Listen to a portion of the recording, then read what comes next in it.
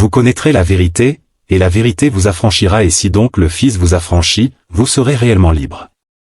Jean 8 versets 32, 36. Shalom à tous, que la paix et la grâce de notre Seigneur Jésus-Christ Yahushua HaMashiach vous soient multipliées. Bienvenue pour ce moment d'échange, un moment d'enseignement où nous sommes en train de réfléchir ensemble sur un thème intitulé « Les 6 cités de refuge » contre l'évangile du sang. Vous savez, la Bible dit dans Osée chapitre 4, le verset 6, « Mon peuple périt faute de connaissances. » Lorsque nous n'avons pas la connaissance, nous allons tout accepter. Et la Bible dit aussi également dans Galates chapitre 4, le verset 1er, « Aussi longtemps que l'héritier est encore enfant, il ne se diffère pas à un esclave. » Et Galates chapitre 5, le verset 1er, c'est par la liberté que Christ nous a affranchis. Et c'est pour cela, nous sommes entrés, mes chers frères et sœurs, partager ensemble avec vous cet enseignement pour nous faire comprendre notre position en Christ. Beaucoup de gens aujourd'hui disent que Jésus est mon berger, Jésus est mon berger, Jésus est mon Seigneur, Jésus est mon Seigneur, j'aime Jésus. Mais vous verrez que beaucoup de ces gens, ils sont encore dans l'esclavagisme des hommes. Beaucoup de ces gens sont encore dans l'esclavagisme des hommes. Pourquoi? Parce qu'il y a les gens au milieu de nous qui n'ont pas compris, qui n'ont pas maîtrisé ou qui n'ont pas compris leur position en Christ. Leur position en Christ. Qu'est-ce que nous sommes devenus réellement? Quelle est notre position? Lorsque nous disons Jésus est notre repos, qu'est-ce que cela veut dire? Qu'est-ce que cela veut dire? C'est pour cela, mes chers frères et sœurs, nous sommes entrés ensemble de partager avec vous cet enseignement. Nous sommes entrés ensemble de réfléchir avec vous cet enseignement pour nous faire comprendre notre position en Christ Jésus et de continuer de marcher dans la foi, de persévérer toujours, même dans les épreuves, même dans des situations difficiles, de continuer de persévérer comme nos pères, les apôtres. Mais nous savons toujours que la chair ne sert à rien, mais c'est l'esprit qui donne la vie. C'est pour cela que nous allons prier ensemble et laisser ce moment entre ses mains. Nous prions. Seigneur, merci pour ta grâce, merci pour l'opportunité que tu viens de nous accorder, Yahweh, de continuer de parler sur ces sujets. Seigneur, je sais que ton esprit est là, je sais que ton esprit est là, va nous conduire et nous faire comprendre, Seigneur, notre position en toi, nous faire comprendre ce que nous sommes devenus en toi à travers ta mort. Seigneur, manifeste-toi. Seigneur, je prie que Yahweh, ce message, Père, pour trouver des places dans nos cœurs, mets des expressions certes, bénis mon frère, bénis ma sœur, donne-nous la compréhension de ces choses pour la gloire de ton nom. Manifeste-toi dans la vie de tout le monde parce que tu es notre Père, au nom puissant de notre Adonai, Yahushua HaMashiach, Jésus-Christ, nous disons Amen. Amen mes frères, Amen mes sœurs. Le 6 cités de refuge contre l'évangile du sang à l'image de notre Seigneur Jésus-Christ. Nous allons prendre notre texte principal lorsque vous prenez ensemble avec moi le livre de Josué chapitre 20, Josué chapitre 20, le verset 1 jusqu'au verset 9e. Là-bas, vous verrez que le Seigneur avait ordonné à Josué de faire quoi? De construire 6 cités de refuge. Et ces 6 cités de refuge avaient pour l'objectif de se cacher ou de fuir l'évangile du sang. Et la personne qui se trouvait dans ces 6 cités de refuge, l'évangile du sang n'avait pas le pouvoir, n'avait plus le pouvoir sur lui. Pourquoi? Parce que cette personne avait trouvé l'abri. Cette personne avait trouvé les repos. Cette personne avait trouvé le lieu de sécurité. Donc, les 6 cités de refuge était le lieu de sécurité, le lieu de repos, l'abri de celui qui est en train de fuir l'évangile du sang. Mais ces 6 cités de refuge n'étaient pas seulement pour le peuple d'Israël. Ces 6 cités de refuge étaient également pour les étrangers. Le Seigneur dit à Josué de construire ces 6 cités de refuge pour s'enfuir ou pour fuir les vengeurs du sang. Mais ces 6 cités de refuge, le peuple d'Israël bénéficiait de la protection de ces 6 cités de refuge. Également, les étrangers bénéficiaient également de ces 6 cités de refuge. Donc, celui qui se trouvait dans ces 6 cités de refuge, l'ennemi, les vengeurs du sang, n'avait pas le pouvoir contre lui. Je nous ai démontré à long et à large l'image de ces 6 cités de refuge en Seigneur Jésus-Christ, et je nous ai également démontré que les vengeurs du sang, celui qui cherche toujours de faire la vengeance, celui qui cherche toujours de faire la vengeance contre les enfants de Dieu, les enfants d'Élohim, c'est le diable. Parce que la parole dit dans 1 Pierre chapitre 5, le verset 8, soyez sobres. Pourquoi? Parce que votre ennemi diable, il rôde comme un lion, il cherche celui qu'il va dévorer. Celui qu'il va dévorer. Donc, je nous ai longuement démontré cela. Maintenant, lorsqu'on rentre dans le texte, à partir de son verset 7, on commence maintenant d'énumérer, voilà, les villes, le nom de ces villes et les montagnes sur lesquelles ces villes étaient construites. Je nous ai dit ceci, mes frères et mes sœurs. Lorsqu'on prend Matthieu chapitre 11, les versets 28 à 29, le Seigneur dit, venez à moi, vous tous qui êtes fatigués et chargés, je vous donnerai du repos. Je nous ai démontré en long et en large que le Seigneur Jésus-Christ est celle qui donne les repos. Celle qui donne le repos. Le nombre là de 6 cités de refuge représente justement, c'est une image du Seigneur Jésus-Christ. C'est pour cela que je vous demanderai de commencer aux premières vidéos et vous arrivez au 4e vidéo où nous sommes. Vous aurez la compréhension des révélations que j'ai pu démontrer ici par rapport aux 6 cités des refuges. Le temps me manquerait. Maintenant, je ne pourrais plus recommencer là où on a commencé parce que sinon, nous n'allons pas terminer. Donc, on va quand même avancer. Alors, je nous ai expliqué que dans Matthieu chapitre 11, le verset 28 à 29, le Seigneur Jésus-Christ dit, il dit, venez à moi, vous tous qui êtes fatigués et chargés, je vous donnerai du repos. C'est là où, mes frères et mes sœurs, je commence de nous dire qu'une personne qui se trouve en Jésus-Christ, il trouve Jésus, une personne qui est en Christ, il est dans le repos. Son âme est dans le repos. Lorsqu'on dit son âme est dans le repos, justement signifie que son péché a été pardonné. Il a été délivré, premièrement, du péché adamique. Il a été délivré du péché comme des actes que nous posons. Il a été délivré contre les esprits maléfiques. Il a été délivré contre les esprits maléfiques, et il trouve les salis en lui.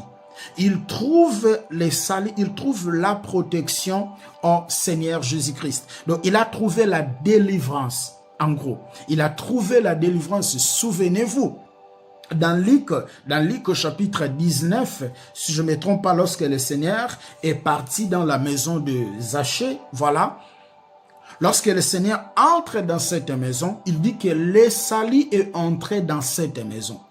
Or, les salis en grec, c'est soteria, qui est traduit en français par délivrance, par sécurité ou protection. Donc, celui qui se trouve, celui qui a Jésus étant son Seigneur, cette personne-là, c'est une personne qui a trouvé la protection. Et la protection ne vient pas de lui, mais la protection vient de la personne qui lui a protégé. La protection lui a offert à la personne qui l'a protégé. C'est pour cela, lorsqu'on commence la lecture, dans les versets 7e de même Josué chapitre 20, là on commence maintenant d'énumérer le nom de ces 6 cités de refuge. Le nom de ces 6 cités de refuge représente justement les bénéfices. Le bénéfice que les gens trouvent, le bénéfice que nous trouvons lorsque nous sommes en Christ. Il dit, ils consacrèrent Kedesh. Je nous ai expliqué Kedesh. Kedesh, c'est un terme hébraïque. Lorsque vous le traduisez en français est traduit par les liens saints ou consacrés. Liens saints ou consacrés. Donc, lorsque je suis en Jésus, je nous ai expliqué, lorsque je suis en Jésus, je bénéficie de la sainteté qui est en lui. Pourquoi? Parce qu'il m'a séparé du péché. Il m'a délivré du péché. Il m'a séparé du péché, il m'a délivré du péché. Je l'ai expliqué à long et à large. Et cette ville était désignée sur le montagne de Nephtali. Nephtali signifie vainqueur ou victorieux. Donc lorsque je suis en Jésus-Christ, Jésus pardonne mes péchés ont été pardonnés, je manifeste sa nature, je manifeste ce caractère. Ok, je manifeste ces caractères, je vis par la sanctification qui est produite par l'Esprit et je deviens victorieux. Je suis victorieux en quoi? Je suis victorieux sur le péché et je suis victorieux contre les esprits impurs ou les esprits démoniaques ou victorieux contre les esprits des démons. Je suis victorieux, je nous ai expliqué à long et à large. Shichem. Je nous ai également aussi parlé de la ville de Sichem. Sichem signifie épaule. Donc celui qui est en Christ, il bénéficie de l'autorité parce que l'épaule, c'est l'image, l'épaule c'est l'autorité. Ésaïe chapitre 9, le verset 5. Je nous ai expliqué tout ça. Ok? Et après, c'était dans la ville de sur la montagne d'Ephraïm. Et qui est et Kiriat Arabi, qui est Hébron, dans la montagne de Juda. De Juda, on va parler de ça maintenant. La troisième ville. La troisième ville que le Seigneur avait demandé d'établir, de désigner, c'était la ville de Hébron. C'était la ville de Hébron. Et cette ville d'Hébron était construite sur la montagne de Juda, au Yehuda. Maintenant, quelle est l'information qu'on a sur Hébron? Hébron, c'est un terme aussi hébraïque qui signifie association, union, amitié. Hébron, c'est un terme hébraïque qui veut dire ou qui signifie, excusez-moi, association, union, amitié. Donc, lorsque nous sommes en Christ Jésus, lui, il devient notre ami. Lui, il devient notre ami. Nous sommes unis avec lui. Nous sommes unis avec lui. C'est pas toi qui es allé s'unir avec lui, mais c'est lui qui est venu unir à toi. C'est lui qui a établi tout ça, afin que quand tu entres dans ces 6 cités de refuge, quand tu entres dans la ville de Hébron, tu fais amitié avec lui. Vous devenez des amis. C'est pour cela, écoutez ce que la parole dit. J'aime ces 6 cités de refuge. Ça cache, voilà, une révélation, parce que la parole dit dans Romains chapitre 15, le verset 4, tout ce qui a été écrit, voilà, dans l'ancienne alliance, sert aujourd'hui pour notre instruction, pour que vous et moi, nous ayons l'espérance. Regardez ce qui est écrit dans Jean chapitre 15, le verset 15. Écoutez, la parole dit ceci. Je ne vous appelle plus serviteur, parce que le serviteur ne sait pas ce que fait son maître, mais je vous appelle ami, parce que je vous ai fait connaître tout ce que j'ai appris de mon Père. Il dit, je ne vous appellerai plus serviteur, parce que le serviteur ne connaît pas ce qui fait son maître.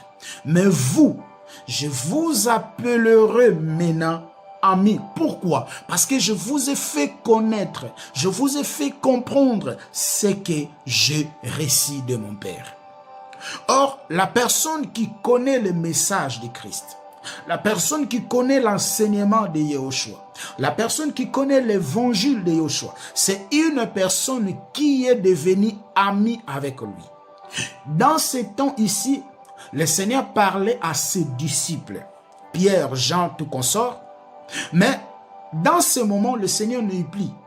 C'est nous qui sommes là. C'est nous qui sommes là. Il dit dans Matthieu chapitre 28, le verset 16, allez partout dans le monde. Faites de toutes les nations mes disciples, enseignez-leur à observer tout ce que je vous ai prescrit. Donc à partir du moment où, mes frères, toi, tu entends le message, tu crois au message, tu crois en Jésus-Christ, tu deviens ami avec lui. Quelle grâce! Tu deviens ami avec lui. Tu deviens ami avec lui. Or, la personne qui se trouve dans la ville d'Hébron, dans le cité d'Hébron, il devient ami avec lui. Et lorsqu'il devient ami avec lui, il dépend de son ami. Il dépend de son ami. Il ne dépend plus des autres, mais il dépend de son ami. Il place leur confiance. Il place toute son confiance à son ami. Parce qu'il est le meilleur ami. Lorsqu'il dit Jésus est mon meilleur ami. Ah oui, tu dis bien qu'il est ton meilleur ami, mais est-ce que tu comprends? Tu comprends quel est le bénéfice que tu as en Jésus-Christ? Donc, la ville de Hébron signifie ami, association, union. Donc, toi, tu ne peux pas t'associer à d'autres divinités. Alléluia. Tu ne peux pas t'associer à d'autres divinités. Tu ne peux pas vivre dans la chair et vivre dans l'esprit. Il devient automatiquement, tu deviens automatiquement uni avec lui, associé avec lui. Tu deviens automatiquement une personne qui a la communion. Comment dirais-je? Donc, votre communion n'est plus avec des gens. Votre communion n'est pas avec, voilà, des bâtiments. Mais tu es une personne qui a la communion avec lui. Selon 1 Jean chapitre 3, les versets 1 à 2. Notre communion est avec le Fils. Notre communion est avec le Fils. Association, union, amitié. Jésus dit, je vous appellerai plus serviteur, mais je vous appellerai ami, car le serviteur ne sait pas ce qu'il fait son maître, mais vous le connaissez. Je vous l'ai fait comprendre. Je vais prendre rapidement, lorsque vous lisez dans Luc chapitre 11, Luc chapitre 11, permettez-moi de prendre Luc chapitre 11. On va prendre le verset 1er, même jusqu'au verset 13e. Il y a beaucoup de choses. Après, je vais justement paraphraser. À la maison, vous pouvez tout lire. Luc chapitre 11. Jésus commence de se présenter étant le véritable ami. Il dit, Jésus parla un jour, Luc chapitre 11, le verset 1er jusqu'au verset 13e. Écoutez ce qu'il dit. Jésus priait un jour, et certains lieux, lorsqu'il y acheva, l'un des disciples lui dit, Seigneur, voilà, enseigne-nous comment prier. Le Seigneur les a enseignés comment prier. Et dans le verset 5, il leur dit encore, si l'un de vous a un ami, et qu'il aille le trouver au milieu de la nuit, pour lui dire, ami, prête-moi 3 pains, car un de mes amis est arrivé de voyage chez moi et je n'ai rien à lui offrir. Et si l'intérieur de sa maison, cet ami lui répond, ne m'importune pas, la porte est déjà fermée, mes enfants et moi, sommes au lit, et je lui m'ai levé pour te donner du pain. Je vous le dis, même s'il ne se lève pas pour lui donner du pain, que c'est son ami, il se lèvera à cause de son opportunité et lui donnerai tout ce dont il a besoin. Et moi, je vous le dis, demandez, ok, et l'on vous donnera, cherchez, vous trouverez, frappez, on vous l'ouvrira. Car quiconque demande reçoit, et celui qui cherche trouve, et l'on ouvre à celui qui frappe. Que parmi vous, le Père, voilà, qu'il commence d'expliquer, que parmi vous, un Père, voilà, que son fils va demander un pain, et il va lui donner une pierre. Mais le Seigneur était en train d'expliquer, voilà, de quelqu'un qui vient de voyage et il n'a rien à donner à son ami. Il va aller frapper la porte de son ami pour qu'il puisse donner du pain. Donc, il nous démontre que lorsque nous sommes avec lui, ou quand lorsque nous sommes en lui, il devient notre ami. Il devient notre ami. C'est pour cela Paul pourrait dire dans Galates chapitre 2, le verset 20, écoutez ce que Paul a dit, dans Galates chapitre 2, le verset 20, il dit, « J'ai été crucifié avec Christ, et si je vis, ce n'est plus moi qui vis, c'est Christ qui vit en moi. Si je vis maintenant dans la chair, je vis dans la foi au Fils de Dieu, qui m'a aimé et qui s'est livré lui-même pour moi. » Il dit, si je vis aujourd'hui, ce n'est plus moi qui vis, mais c'est Jésus-Christ qui vit en moi. Et je vis dans la foi qu'il a mis à travers ce qu'il a fait sur la croix. Donc Paul présentait ici qu'il est une personne qui est unie avec Christ. Il est une personne qui est unie avec Christ. Pourquoi? Parce qu'il bénéficiait de la protection qui offre cette ville de Hébron. Dans le livre de Éphésiens chapitre 2, c'est vraiment un enseignement puissant.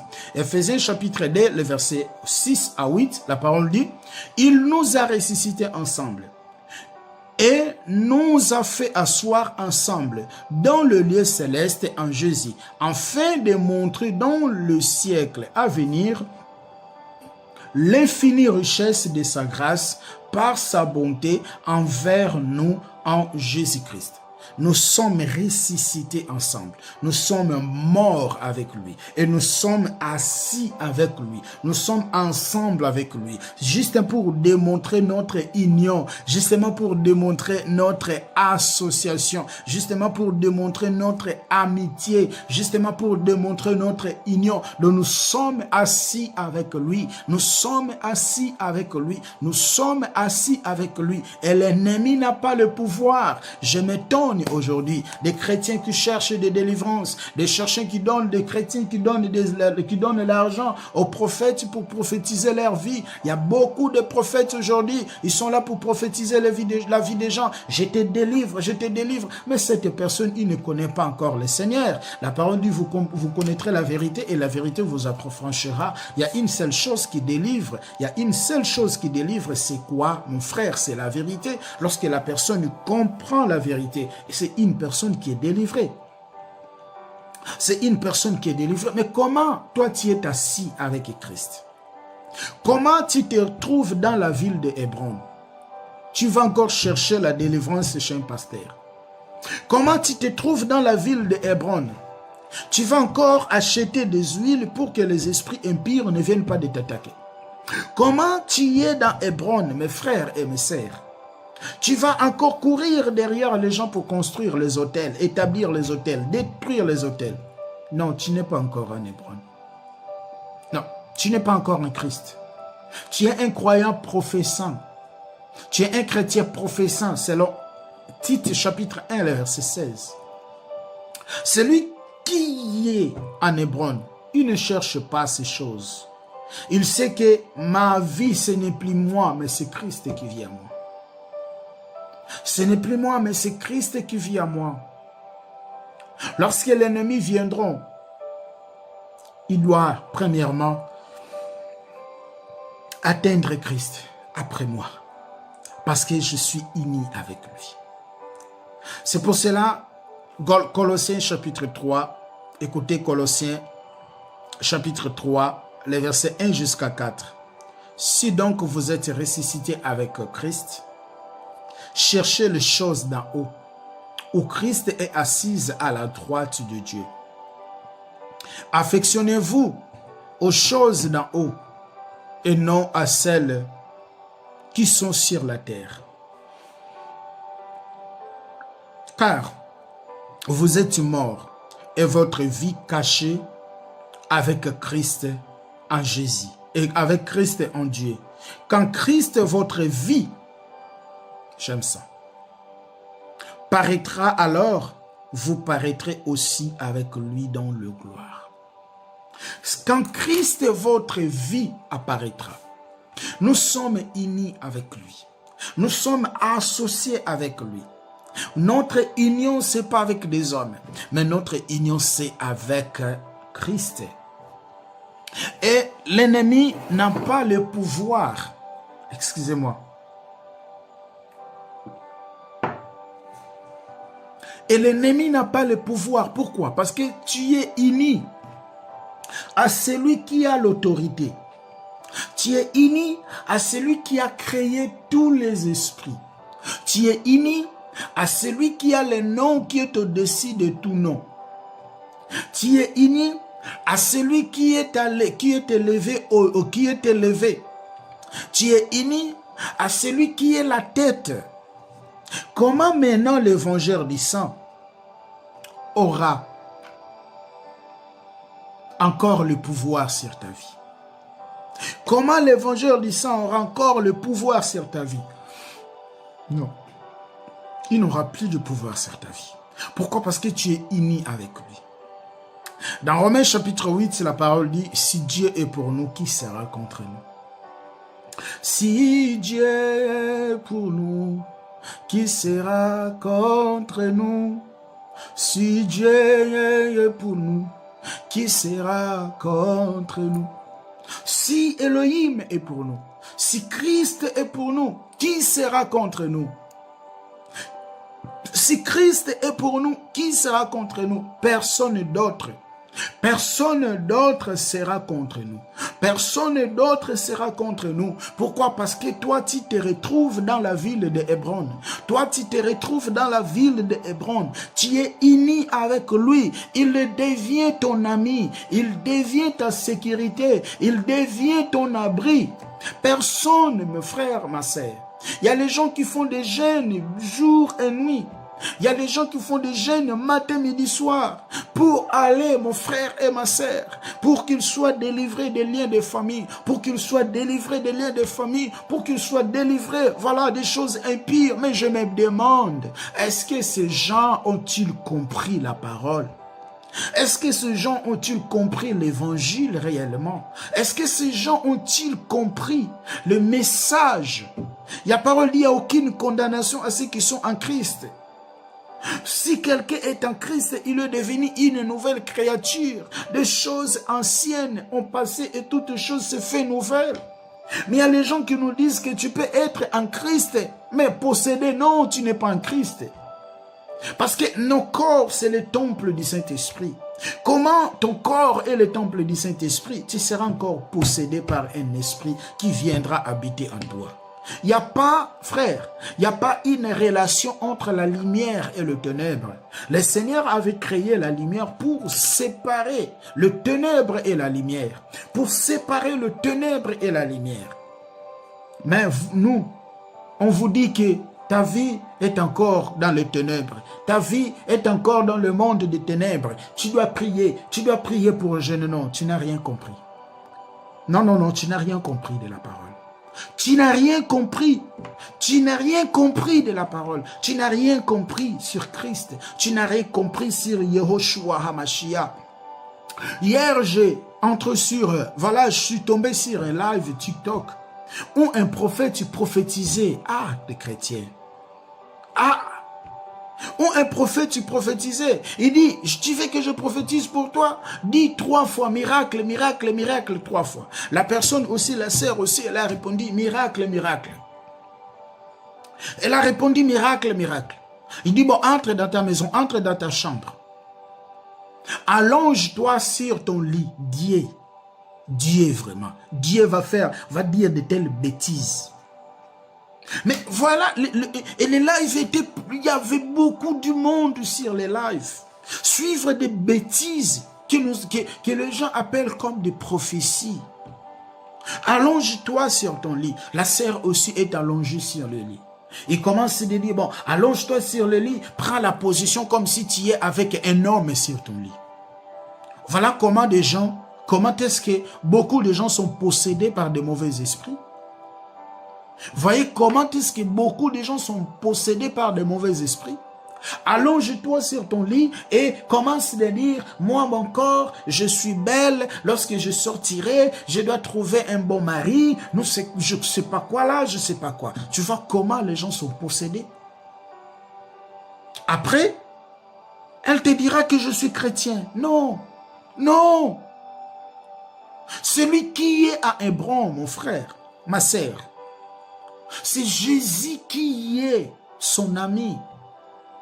C'est Jésus qui est son ami intime. C'est Christ qui habite en lui. Il s'est fait crucifier. Il n'y a plus la nature.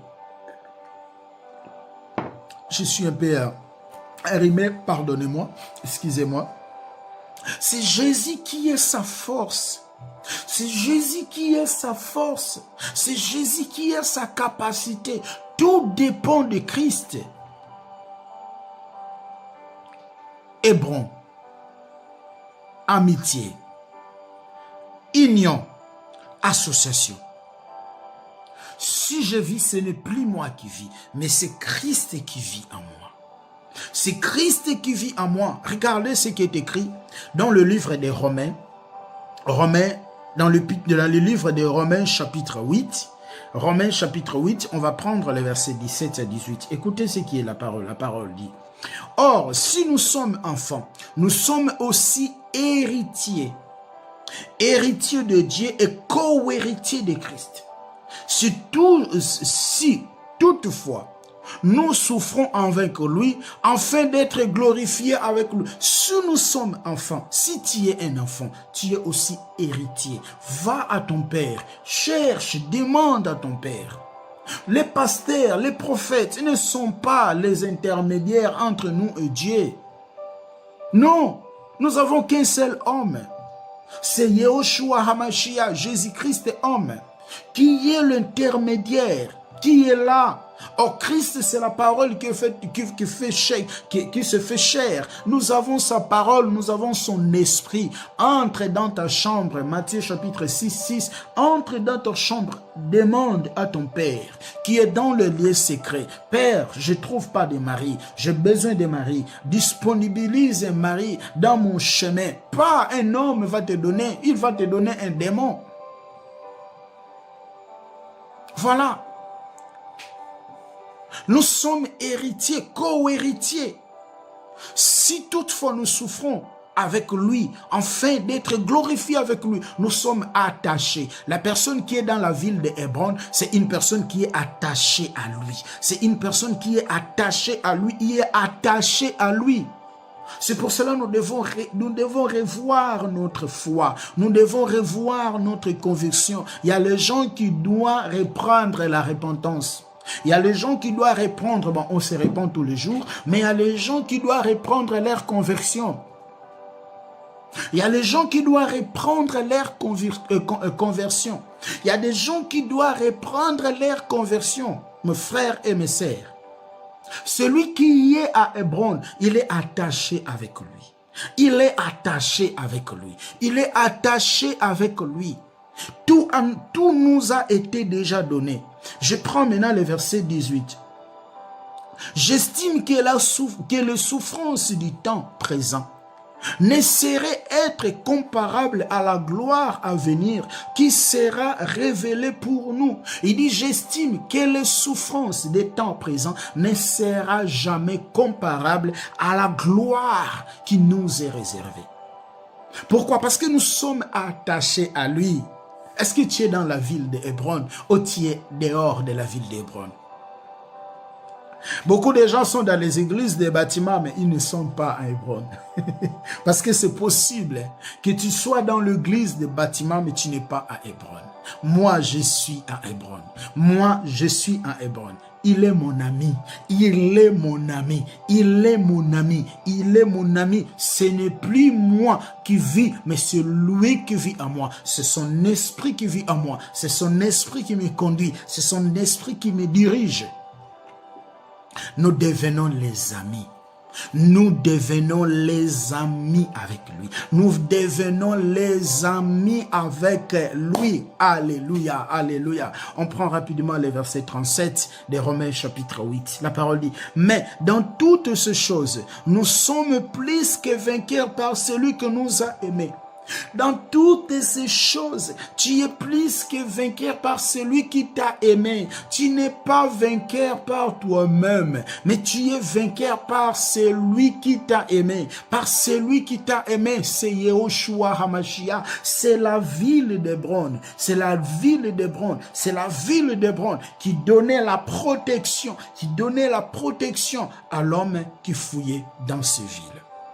Tu es plus que vainqueur par celui qui t'a aimé, pas par toi-même, mon frère et ma sœur. Oh, alléluia. Jusqu'au verset 39.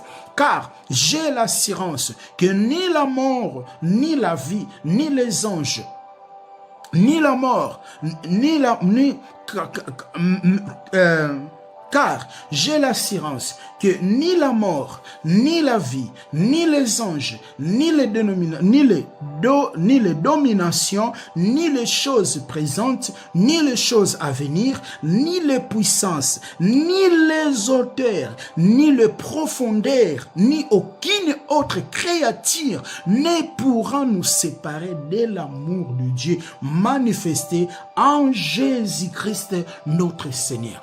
Rien peut nous séparer. Rien peut nous séparer de l'amour de notre Seigneur Jésus-Christ. Rien peut nous séparer de l'amour de notre Seigneur Jésus-Christ. Il n'y a aucun esprit. Il n'y a aucun esprit qui est capable. Il n'y a aucun esprit qui est capable de te séparer de son amour. De te séparer de son amour. Tu es à Hébron, mon frère. Est-ce que tu es réellement à Hébron? Est-ce que tu es réellement à Hébron? Est-ce que tu es réellement à Hébron? Est-ce que tu es réellement à Hébron? Est-ce que tu es réellement à Hébron ou tu es seulement un chrétien professant?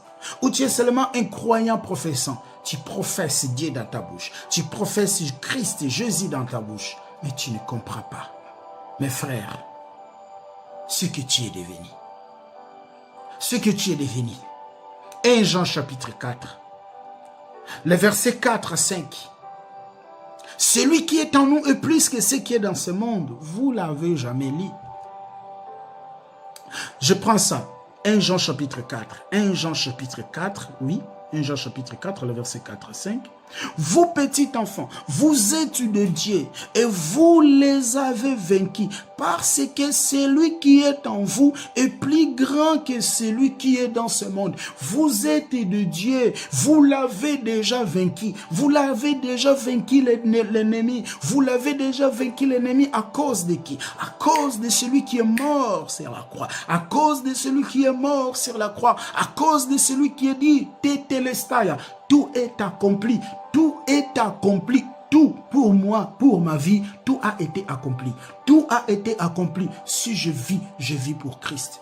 Si je vis pour lui. Si je vis la vie qu'il m'a donnée. Si je vis pour ce qu'il veut. Si je vis pour ce qu'il m'a donné. Je me retrouve dans la ville d'Hébron. Alléluia. Je me retrouve dans la ville d'Hébron. Lorsque j'ai besoin de quelque chose, j'irai à lui, mon ami, j'ai besoin de ça. J'ai besoin de ça. J'ai besoin de ça. J'ai besoin de ça. J'ai besoin de ça. J'ai besoin de ça. J'ai besoin, il est mon ami, je vais lui importuner. Tu es mon ami, j'ai besoin de ça. Et lorsque je demande, je crois que je l'ai déjà réussi.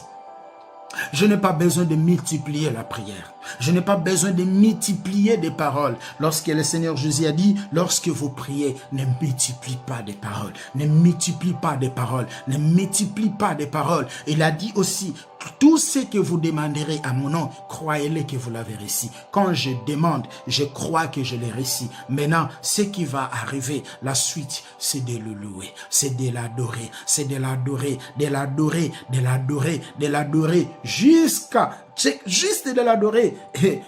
Et je sais que je l'ai déjà réussi. Je ne vais plus demander quelque chose que j'ai déjà demandé. Je ne vais plus demander quelque chose que j'ai déjà demandé. J'ai la conviction. J'ai la conviction qu'il m'a déjà donné. J'ai la conviction qu'il m'a déjà donné. J'ai la conviction qu'il m'a déjà donné. Si Dieu est pour nous, alléluia, qui sera contre nous? Qui sera contre nous? L'esprit qui est en toi est plus que l'esprit qui est dans ce monde. Pourquoi cours-tu derrière des prophètes, derrière des pasteurs, derrière des apôtres, derrière... Non, cours derrière eux, va derrière eux, pas pour prendre des prophéties, va derrière eux, pas pour voir des délivrances, mais va derrière eux pour écouter la parole, parce que personne est sauvé par les prophéties, personne est sauvé par la délivrance, l'ennemi les fait bel et bien. Tous les miracles que Moïse avait fait à l'Égypte, les magiciens de Pharaon l'ont fait aussi. Tout ce que Moïse a fait à l'Égypte, les magiciens de Pharaon l'ont fait aussi, calmement. Mais il y a une seule chose que les magiciens n'ont pas fait, c'est de tuer un agneau et que l'agneau là empêche les enfants d'Israël de sortir. C'est ça, ils n'ont pas pu faire. Ils n'ont pas pu faire ça. Ils n'ont pas pu faire cela, mes frères. Ils n'ont pas pu cela. Maintenant, la ville de Hébron était construite sur la montagne de Juda ou Yehuda. Quelle est l'information qu'on a sur Yehuda? On va prendre Genèse chapitre 29, le verset 35. Genèse chapitre 29, le verset 35. Lorsque nous lisons Genèse chapitre 29, le verset 35, écoutez ce que la parole dit. Elle devient encore enceinte, et elle enfantant un fils, et elle dit, cette fois, je louerai l'Éternel. C'est pourquoi elle lui donna le nom de Juda, et elle cessa d'enfanter. Je prends encore Genèse chapitre 49, le verset 9 à 10. On va expliquer ça rapidement. Genèse 49, le verset 9 à 10. La parole nous dit ceci. Juda est un jeune lion. Tu reviens, dit Carnage, mon fils proie des genoux. Il se couche comme un lion, comme une lionne, ok, qui le fera lever. Le sceptre ne s'éloignera point de Juda, ni le bâton souverain d'entre ses pieds, jusqu'à ce qu'il vienne le Shiloh, jusqu'à ce qu'il vienne le Shiloh, et que le peuple lui obéisse. Donc, lorsque nous sommes dans la ville de Hébron, qui est construite sur la ville de Yehuda, mon frère et ma sœur, justement signifie que même s'il y aura des rejets,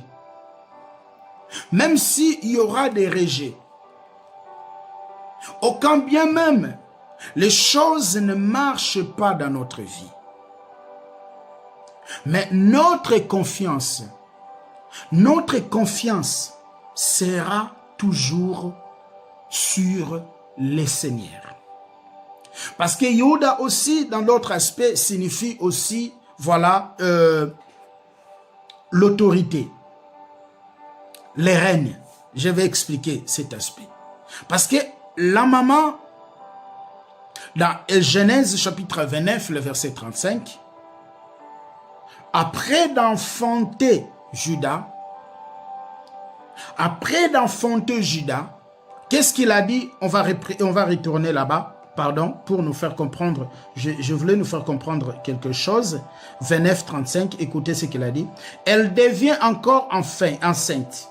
Parce qu'elle ne faisait pas de... Voilà. Elle devient encore enceinte. Et enfanta un fils, et celle-ci, cette fois, je louerai l'Éternel. Il dit, je louerai l'Éternel. Elle enfanta encore un fils, il dit, cette fois-ci, je louerai l'Éternel. Donc la personne qui se trouve dans Hébron, c'est une personne qui loue l'Éternel. Même quand les choses ne marchent pas, même quand les situations deviennent difficiles, même quand la situation devient compliquée, mais lui, c'est une personne qui loue l'Éternel.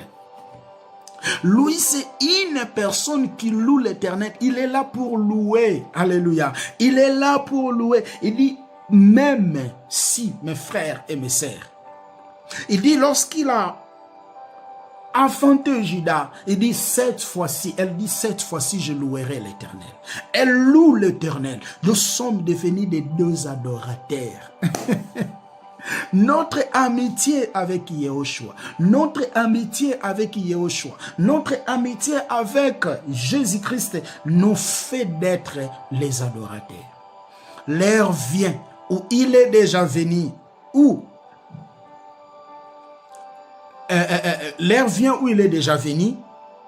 où les gens adoreront le Père en esprit et en vérité. Nous sommes devenus les adorateurs. C'est pour cela Paul disait, qui peut me séparer de l'amour du Seigneur? Qui peut me séparer de l'amour du Seigneur? Qui peut me séparer de l'amour du Seigneur? Même dans les souffrances, même dans des rejets. Mon frère et ma sœur, nous sommes devenus les adorateurs. Pourquoi? Parce que nous sommes dans le chemin de la vérité. Parce que le Seigneur Jésus dit, l'heure vient où il est déjà venu, où les vrais adorateurs adoreront, merci Saint-Esprit, où les vrais adorateurs adoreront le Père en esprit et en vérité. Donc comme tu es en Hébron, tu es associé avec celui qui est la vérité. Tu es associé avec celui qui est la vérité. Ton adoration devient une adoration, voilà, produite par esprit et une adoration véridique. Pourquoi? Parce que tu es associé avec lui. Tu ne peux pas adorer en esprit et en vérité si tu ne te retrouves pas sur la ville d'Hébron. Pour que ton adoration soit une adoration de l'esprit et en vérité, tu dois te retrouver sur la ville d'Hébron. Est-ce que tu es sur la ville d'Hébron? L'adoration ne signifie pas bien chanter. Hein? L'adoration ne signifie pas bien chanter. Pour que ton adoration soit une adoration de l'esprit, tu dois te retrouver dans la ville d'Hébron. Il doit être ton ami. Il doit être ton ami. Lorsqu'il devient ton ami, nous vivons par la sanctification qui est produite par le Saint-Esprit. Il devient ton ami. Il devient ton ami, mon frère et ma sœur. Et en toutes choses qui vont venir dans ta vie, tu feras que de le louer. Tu vas seulement le louer. Nous pensons que les apôtres ont passé mal, hein, ont passé dans des situations difficiles, mais ils ont continué de louer. Regardez ce que Paul dit dans Philippiens chapitre 4, le verset 12. Okay? Écoutez ce que Paul dit. Paul dit ceci: je sais vivre dans l'humiliation et je sais vivre dans l'abondance. En tout et pour tout, j'ai appris à être rassasié, à avoir faim, à être dans l'abondance et à être dans la disette. Il dit, je sais vivre dans l'abondance, je sais vivre dans des situations compliquées, dans des situations difficiles. Il continue de louer. Dans Actes chapitre 16. Le verset 16, vous descendez. Lorsque Paul et Silas avaient expulsé l'esprit qui était dans cette serre, l'esprit de Python qui était dans une des serres qui prophétisait, Paul et Silas se retrouvés en prison. Paul et Silas se retrouvés en prison. Est-ce qu'il plairait dans la prison? Est-ce qu'il plairait dans la prison? Il ne plairait pas. Ils ont continué de louer le Seigneur. Ils ont continué de louer le Seigneur. Ils ont continué d'adorer le Seigneur. Et les portes de prison ont été ouvertes. Ces gens-là ont sorti. Celui qui est en Hébron, c'est un adorateur. C'est un vrai adorateur. C'est un vrai adorateur. Il adore le Seigneur, peu importe. Il adore le Seigneur dans toutes sortes de circonstances. Il adore le Seigneur dans toutes sortes de circonstances. Pourquoi? Parce que son ami, il sait que son ami va lui délivrer de ces problèmes-là. Il sait que son ami va le délivrer. Il sait que son ami va lui délivrer de ces problèmes. Il adore, il adore, il adore. Peu importe la circonstance, peu importe les difficultés, peu importe les souffrances, peu importe ce qui est arrivé, c'est un vrai adorateur. Tu ne peux pas être un vrai adorateur si tu n'es pas à Hébron. Tu ne peux pas être un vrai adorateur si tu n'es pas à Hébron. À Hébron, beaucoup de gens que nous appelons les adorateurs, ils ne sont pas les adorateurs, ce sont des chantres. Nos sœurs, nos frères gospel, non, s'ils ne sont pas les adorateurs, ce sont des chantres. Ne jouons pas avec des mots. Ce sont des chantres, ils ne sont pas les adorateurs ou les adoratrices, non, ce sont des chantres qui chantent comme Beyoncé, qui chantent comme tous ces gens-là, comme tous ces gens-là, tout comme Fali, ce sont des chantres, ils ne sont pas des adorateurs ou des adoratrices qui s'habillent comme les acteurs de films, frères. Qui s'habillent comme les acteurs de films, qui portent des habits comme les acteurs de films, qui fait des clips comme les païens. Ah, nous les appelons les adorateurs. Non, arrêtons ça. Ils utilisent seulement le nom de Jésus pour faire avancer leur commerce. Un adorateur, frère. Oh Seigneur, sauve-nous, sauve-nous, sauve-nous, aide-nous de comprendre ces choses. 1 Corinthiens chapitre 4. Le verset, on prend le verset en partie de son verset 9. Car Dieu, Dieu, ce me semble, a fait de nous apôtres des dernières, je crois 1 Corinthiens chapitre, 2 Corinthiens 4. Ah oui, 2 Corinthiens chapitre 4, je m'excuse. 2 Corinthiens chapitre 4, 2 Corinthiens chapitre 4 à partir de son verset 9. Écoutez ce qu'il dit. Persécuté, mais non abandonné. Abattu, mais non perdu. Pourtant toujours avec nous, dans notre corps, la mort de Jésus, afin que la vie de Christ soit aussi manifestée dans notre corps. Car nous qui vivons, nous sommes sans cesse livrés à la mort à cause de Jésus. Afin que la vie de Jésus soit aussi manifestée dans notre chair. Ainsi, la mort agit en nous et la vie agit en nous. Et comme nous avons le même esprit de foi qui exprime dans cette parole, je peux m'arrêter par là. À la maison, vous pouvez lire jusqu'au verset 13e. Il dit, persécuté mais non abandonné. Abattus, mais non abandonnés. Ils étaient toujours là. Ils louaient toujours le Seigneur dans toutes sortes de circonstances. Dans toutes sortes de circonstances. Un jour, les disciples traversaient l'océan avec le Seigneur. Le Seigneur les a dit, nous allons passer de ce côté pour aller de l'autre côté. Et il y a eu des tempêtes. Les tempêtes agitaient tellement. Et les disciples ont eu peur. Ils ont allé réveiller le maître. Maître, ne vois-tu pas que nous périssons?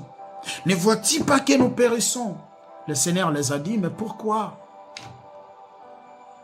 avez-vous peur? Pourquoi votre foi est encore petite comme ça? Pourquoi avez-vous peur? Parce que je suis avec lui. Je suis avec vous.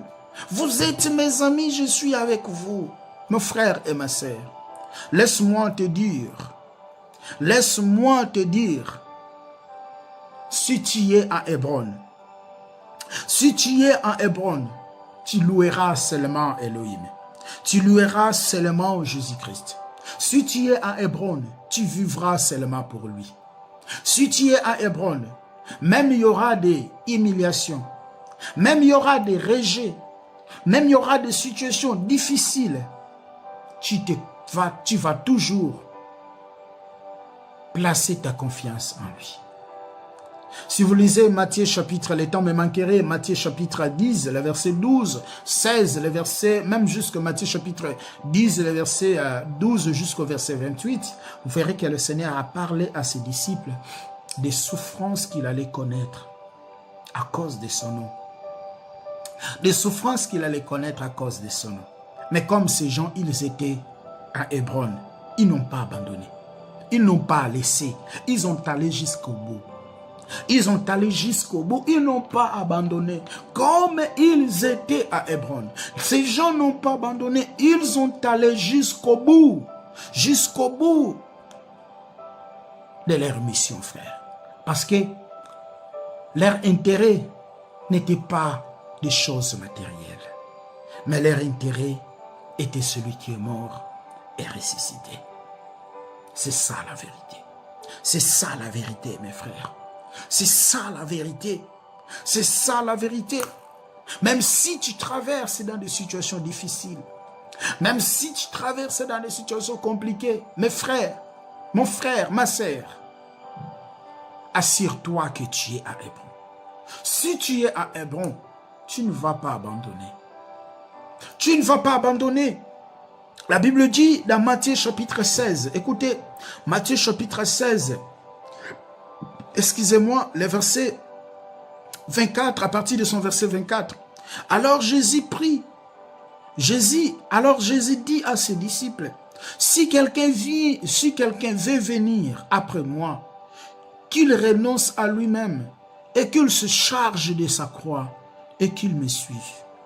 Car celui qui voudra, car celui qui voudra sauver sa vie la perdra.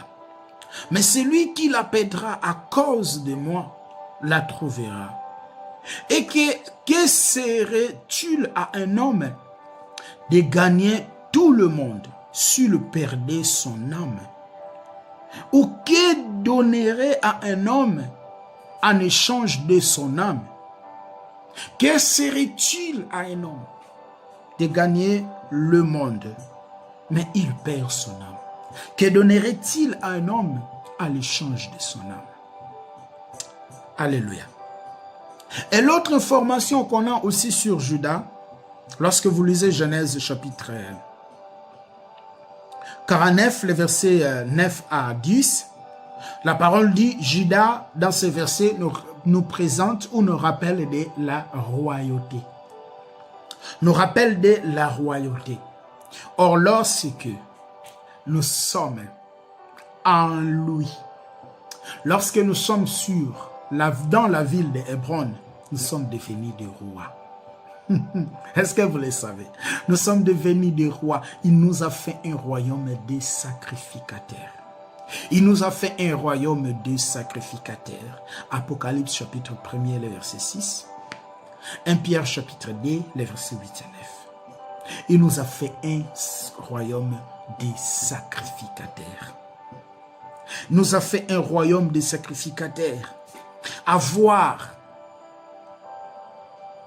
Nous a fait un royaume de sacrificateurs. Nous avons l'autorité sur les maladies. Luc chapitre 10, 19. Voici, je vous donne l'autorité de marcher sur les serpents, de tenir même le scorpion, et rien ne pourra vous nuire. Marc chapitre 16, le verset 15 et 18. allez, annoncez la parole. Ceux qui croira, baptisés. Et voici les miracles qui accompagneront à tous ceux qui auront crié à mon nom. Par mon nom, alléluia, ils chasseront des maladies. Par mon nom, ils chasseront des esprits impurs. Par mon nom, ils vont parler de nouvelles langues. Oh, béni soit notre Père. Béni soit notre Père. Tu es en Hébron, ma sœur. Tu es à Hébron. Il est devenu ton ami. Tu ne dépends plus de toi-même, mais tu dépends de lui. Et il a fait de toi un vrai adorateur. Que le Seigneur Jésus-Christ bénisse sa parole. Nous prions, Seigneur, merci pour ta grâce. Merci Yahweh. Je prie que, Seigneur, ces paroles puissent trouver des places dans nos cœurs.